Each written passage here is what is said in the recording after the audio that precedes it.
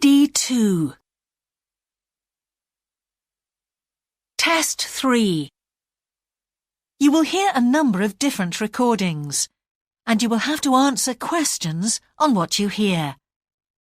There will be time for you to read the instructions and questions, and you will have a chance to check your work. All the recordings will be played once only. The test is in 4 sections. At the end of the test, you will be given 10 minutes to transfer your answers to an answer sheet. Now turn to Section 1. Section 1. You will hear a telephone conversation between a travel company employee and a customer. First, you have some time to look at questions 1 to 5.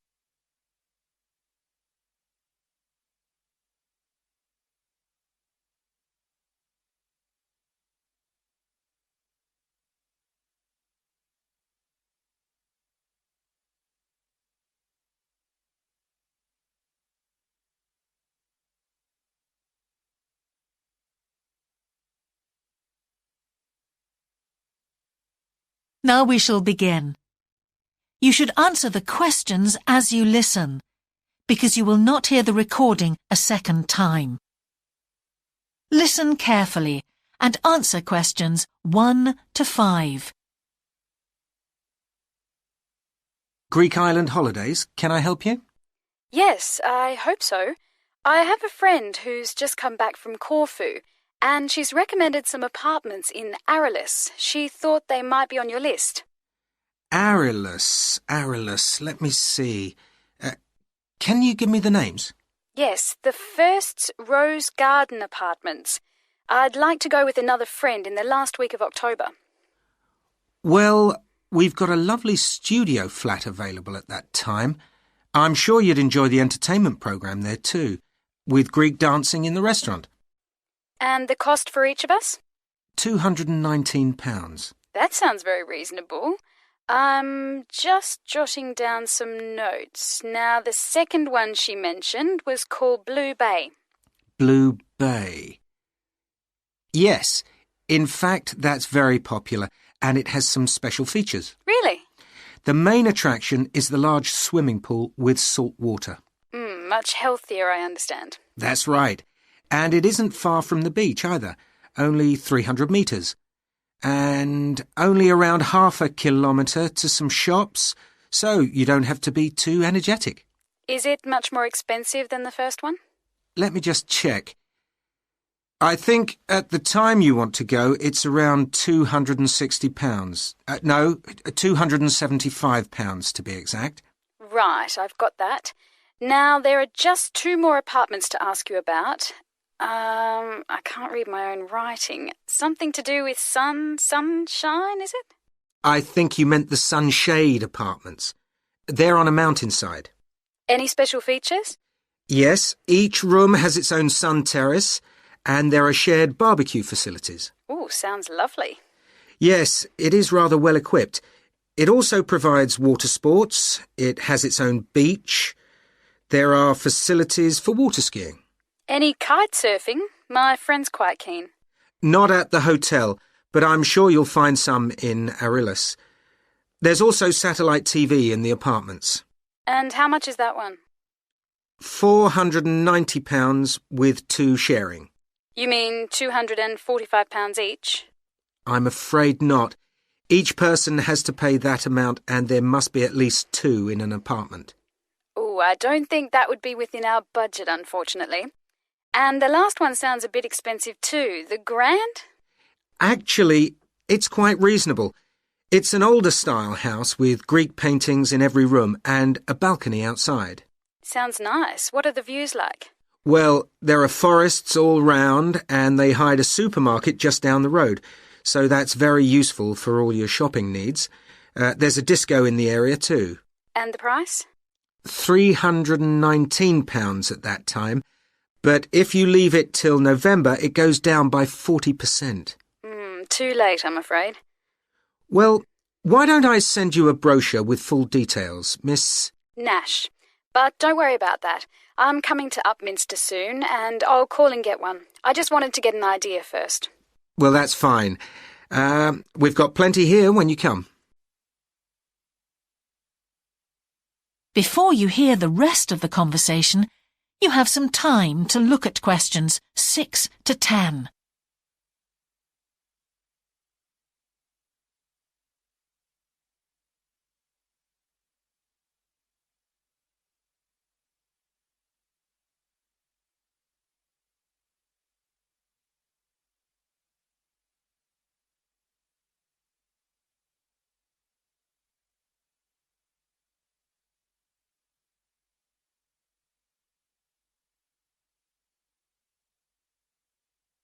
Now listen and answer questions 6 to 10.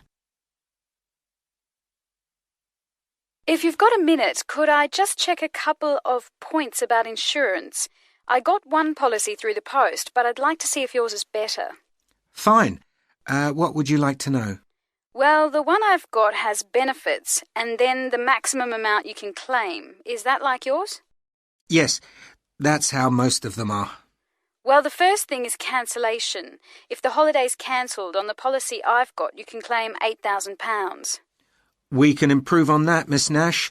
For Greek island holidays, our maximum is £10,000. That's good. Of course, our holiday won't even cost £1,000 together.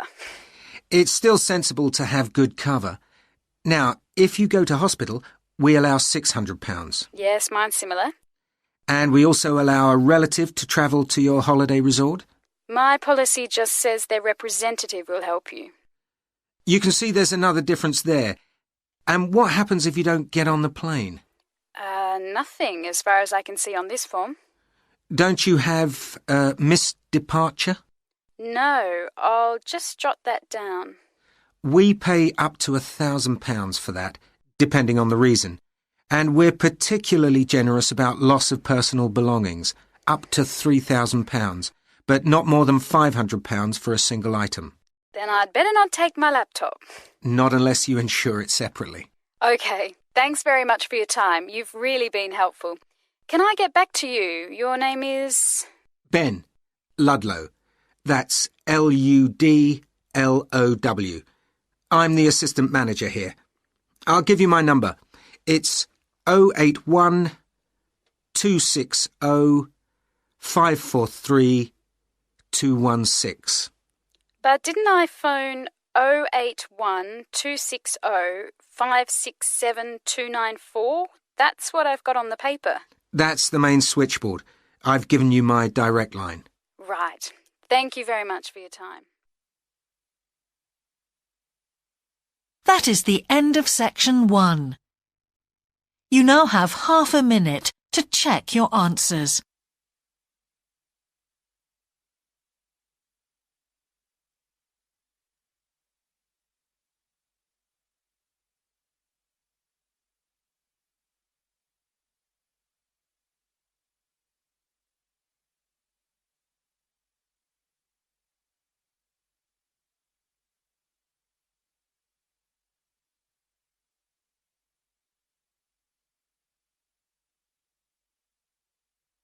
Now turn to section 2.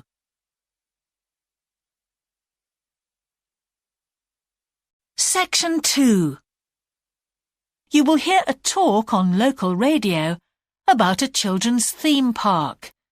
First, you have some time to look at questions 11 to 13.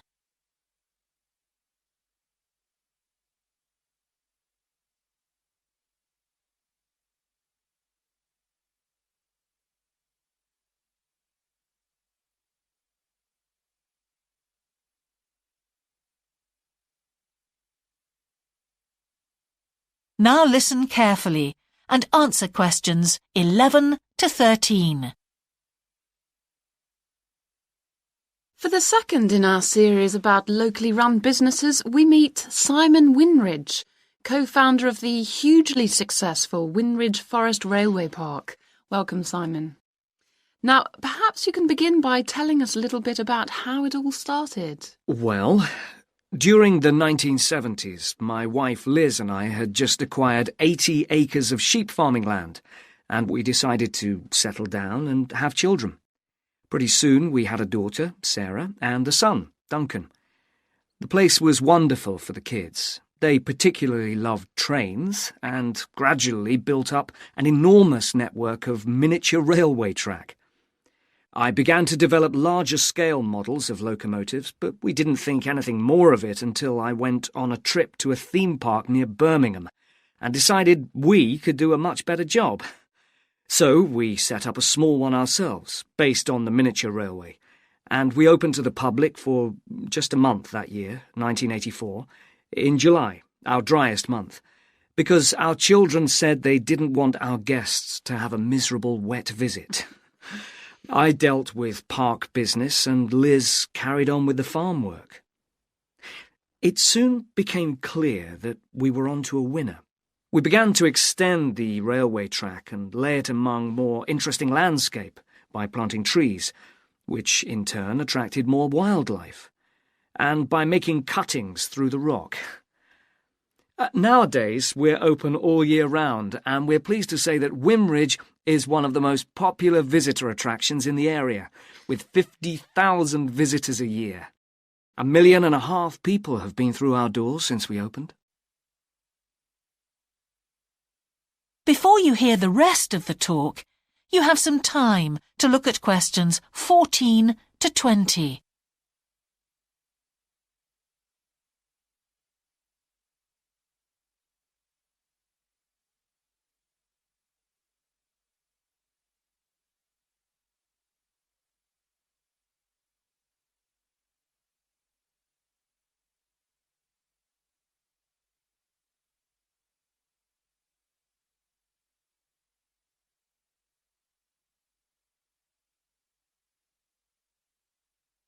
Now listen and answer questions 14 to 20.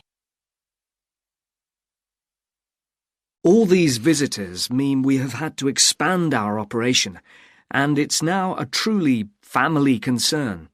I'm near to retirement age, so I only concern myself with looking after the mechanical side of things, keeping the trains going. Liz now devotes all her energies to recruiting and supporting the large squadron of workers, which keep the place running smoothly. We're really pleased that, after some years away teaching, Sarah has now returned to the park and makes sure the visitors are kept fed and watered, which keeps her pretty busy, as you can imagine. Our son Duncan has been a stalwart of the park for the last 10 years, taking over from me in the area of construction, and I'll say a little bit more about that in a moment. And his new wife, Judith, has also joined the team in charge of retail. That's becoming a tremendous growth area for us. A lot of people want to buy souvenirs. So have you finished your development of the site for the moment? Not at all. We're constantly looking for ways to offer more to our visitors. The railway remains the central feature, and there's now 1.2 kilometres of the line laid, but we'd like to lay more. Because of the geology of the area, our greatest problem is digging tunnels, but we're gradually overcoming that. We're also very pleased with a new installation of the go-kart arena, which is 120 square metres in area. Again, the problem is the geology. We had to level the mounds on the track for safety reasons. We wanted to enable 5 to 12-year-olds to use the go-karts. And the main attraction here is the Formula One kart. We've known fights to break out over who gets it.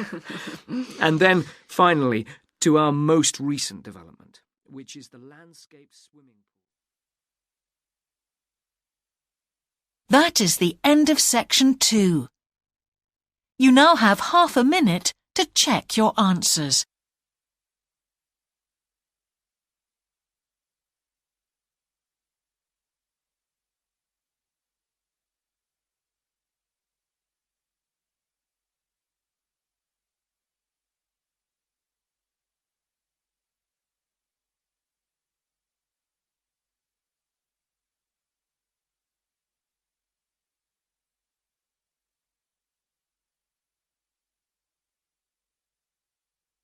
Now turn to section 3.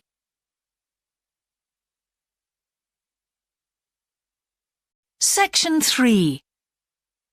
You will hear a geography student called Caroline discussing her dissertation with her tutor. First, you have some time to look at questions 21 to 23.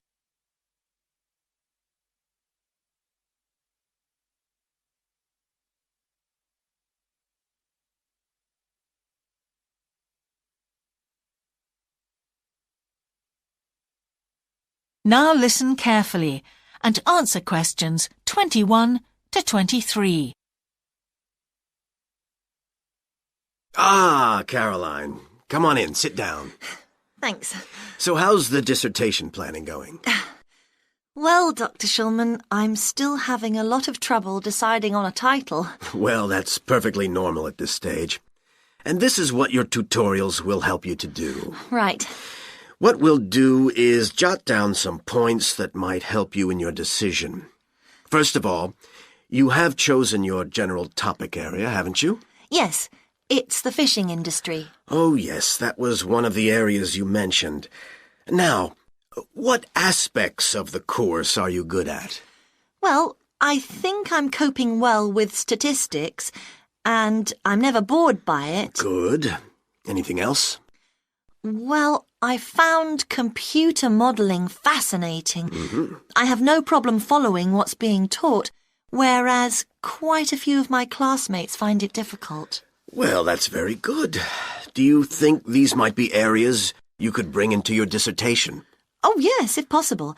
It's just that I'm having difficulty thinking how I can do that. You see, I feel I don't have sufficient background information. I see. Well, do you take notes? I'm very weak at note-taking. My teachers always used to say that. Well, I think you really need to work on these weaknesses before you go any further. What do you suggest? Before you hear the rest of the tutorial, you have some time to look at questions 24 to 30.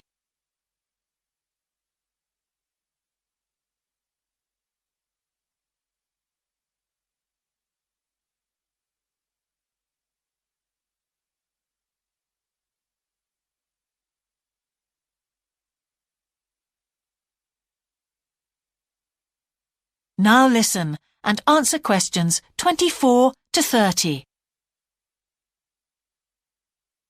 Well, I can go through the possible strategies with you and let you decide where to go from there. Okay, thanks. Well, some people find it helpful to organize peer group discussions. You know, each week a different person studies a different topic and shares it with the group. Oh, right. It really helps build confidence. Yeah. You know, having to present something to others. I can see that. The drawback is that everyone in the group seems to share the same ideas. They keep being repeated in all the dissertations. Okay. You could also try a service called Student Support. It's designed to give you a structured program over a number of weeks to develop your skills. Sounds good. Yes. Unfortunately, there are only a few places. Ah. But it's worth looking into. Yes, of course. I know I've got to work on my study skills. And then there are several study skills books you can consult. Right. They'll be a good source of reference. But the problem is, they are sometimes too general. Yes, that's what I've found. Other than that, I would strongly advise quite simple ideas, like using a card index. Well, yes, I've never done that before. Oh, it's simple, but it really works because you have to get points down in a small space. Another thing I always advise is don't just take your notes and forget about them.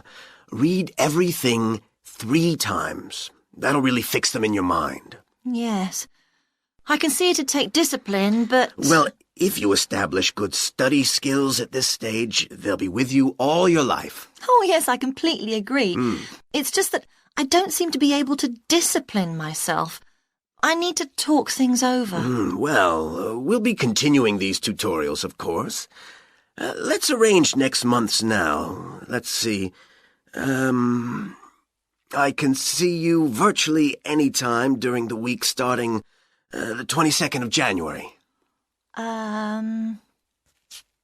What about the 24th? I'm free in the afternoon. Sorry, I'm booked then. What about the following day? The Thursday? Yeah? I can make the morning. Fine.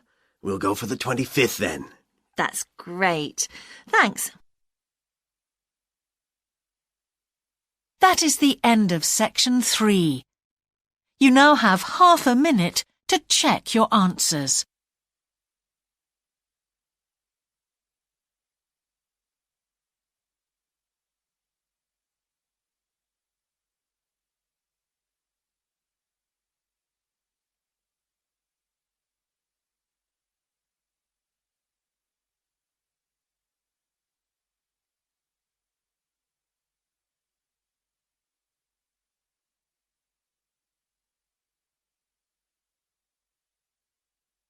Now turn to section 4.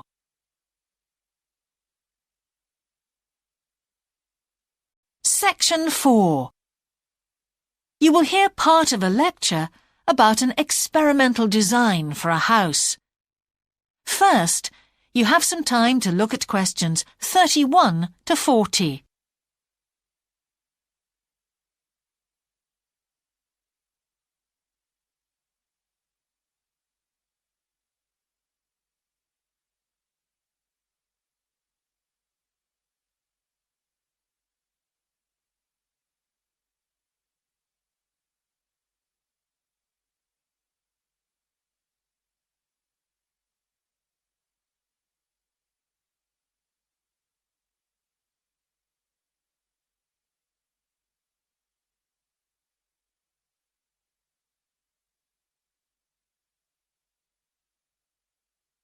Now listen carefully and answer questions 31 to 40.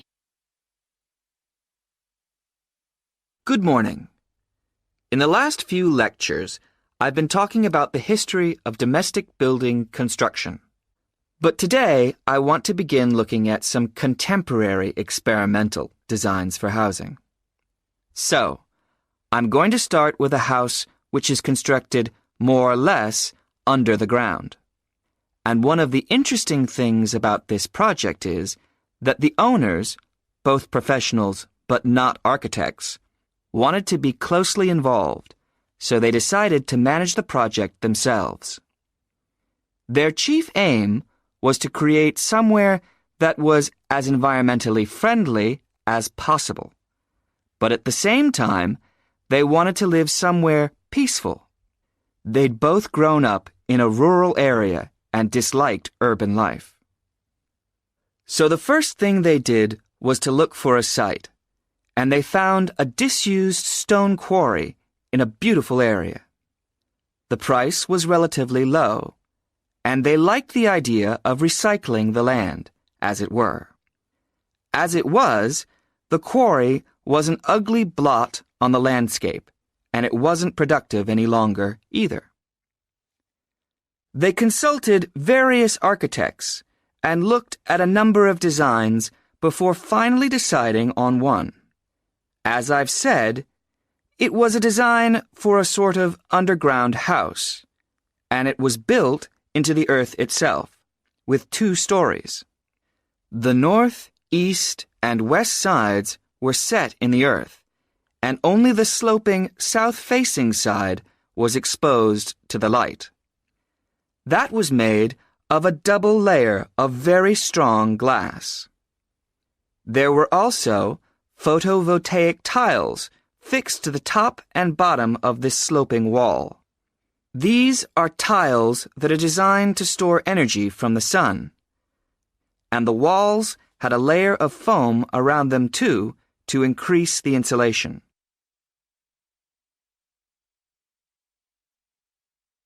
Now, what is of interest to us about this project is the features which make the building energy efficient. Sunlight floods in through the glass wall, and to maximize it, there are lots of mirrors and windows inside the house. That helps to spread the light around. So that's the first thing. Light is utilized as fully as possible. In addition, the special tiles on the outside convert energy from the sun and generate some of the house's electricity. In fact, and it is possible that in future the house may even generate an electricity surplus, and that the owners will be able to sell some to the national grid. As well as that, wherever possible, recycled materials have been used.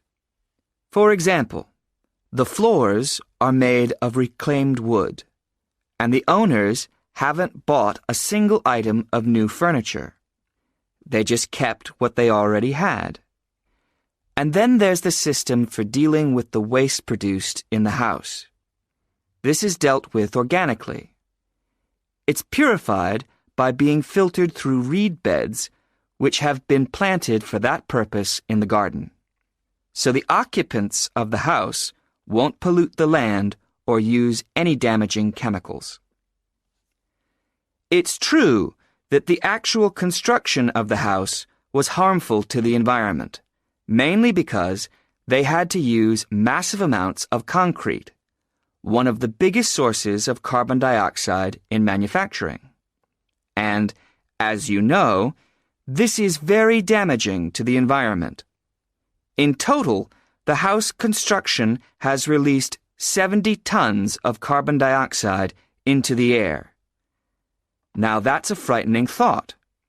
However, once the initial debt has been cleared, and it's been calculated that this will only take 15 years, this underground house won't cost anything, environmentally I mean, because unlike ordinary houses, it is run in a way that is completely environmentally friendly. So, eco-housing like this is likely to become much more. That is the end of section 4. You now have half a minute to check your answers.